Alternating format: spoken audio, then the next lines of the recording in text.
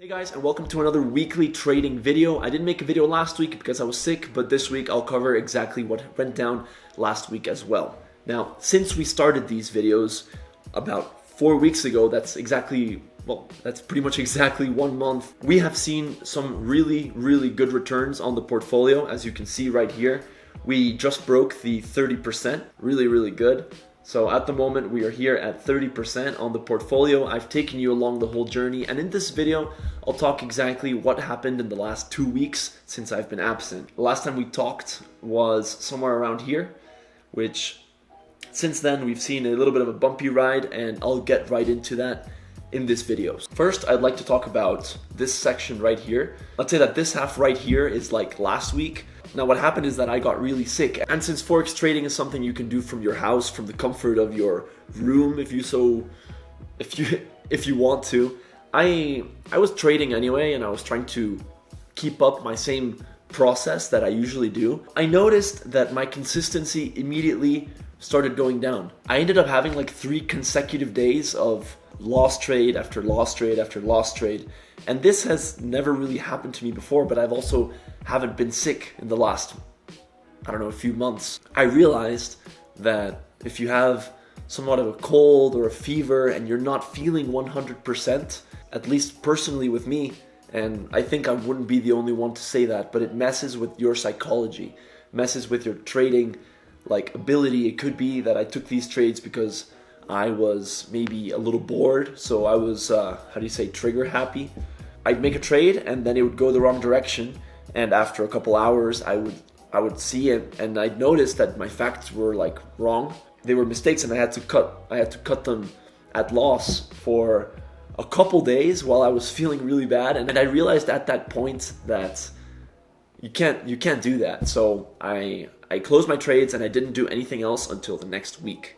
But then the moment this week started, right here, it all turned around and it started just being positive. And as you can see, this week I had 4 really quite big, successful trades, and I had a couple of minor setbacks. I have a little bit of a surprise for you right now because I actually managed to catch this one on video. Let me give you a little bit of backstory. This is still regarding the UK election. So on Tuesday, they were going to release a YouGov poll, which, as I've mentioned in previous videos, is like very reputable. In previous, the YouGov poll had shown a significant majority of seats for the Conservative Party, higher than the Labour Party, and this had boosted the pound into optimism for, I want to say, maybe even a couple of weeks ahead of the elections. But then fast forward to this week on Tuesday, we got a new and updated YouGov poll. Let's check out exactly how it played out. Now here you can see that I was waiting for the news to come out. I was preparing my different currency pairs that I would want to trade.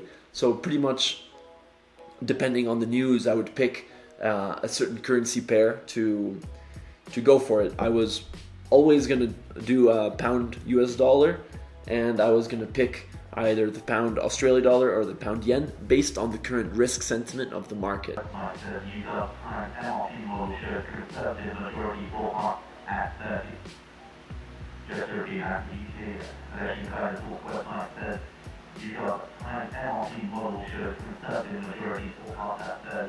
So you can see the moment that I got the news, I managed to act. I placed a short trade on the pound US dollar and on the pound yen. And then when the news, the headlines finally hit the wires, you can see another reaction, which happens right there. There we go.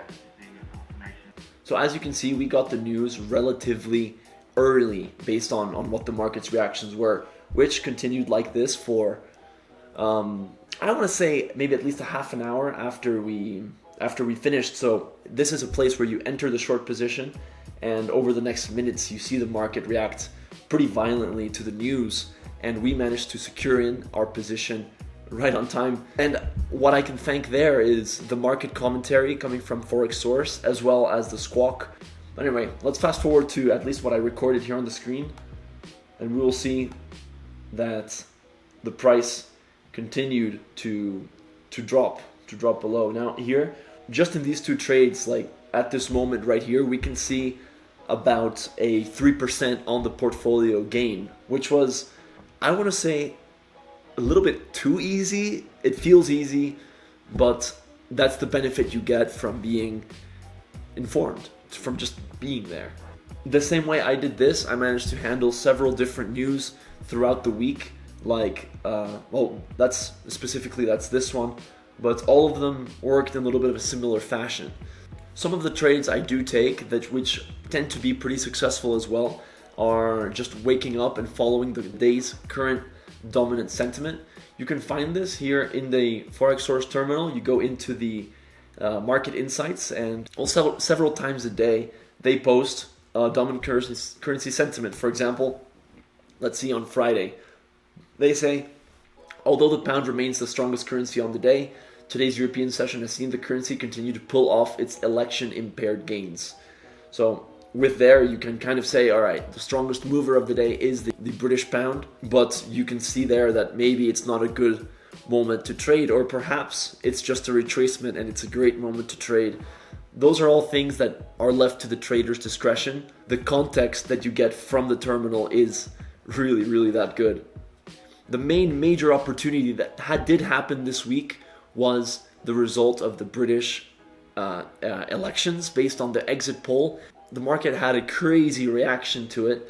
Unfortunately, I was driving at the moment. I couldn't really act on what was happening. And just to show you on what I actually really kind of missed out on, something that I could have caught the same way that I did the last trade with the audio squawk. It was moving sideways for really quite a long time, and then suddenly at 4 p.m. we see this huge candle, and we can see that in total the move was of about 400 pips. This is pound yen, and it moved in a similar fashion pretty much across the board. How could we have been able to trade this?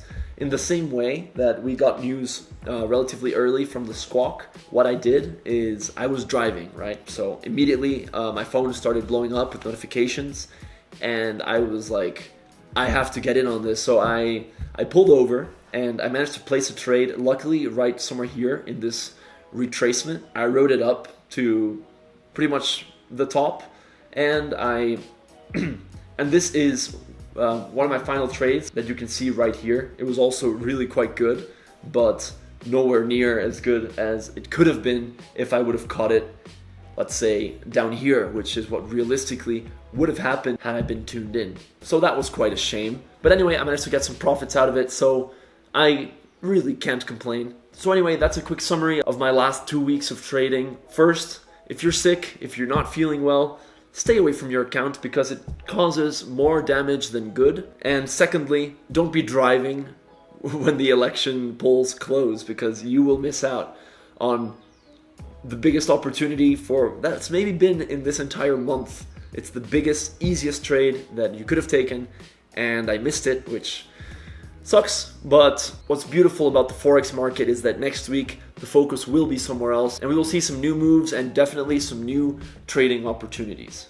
Again, I'm sorry for not making last week's video, but if I would have made it, it would have been a rather pessimist video because I ended, I think, pretty much exactly at the same point where I started, so maybe it's best we don't talk about that too much. I'm extremely excited with how my account is growing right now. Like you can see, I've made some projections for yearly returns based on my performance over this last month, and it is astounding.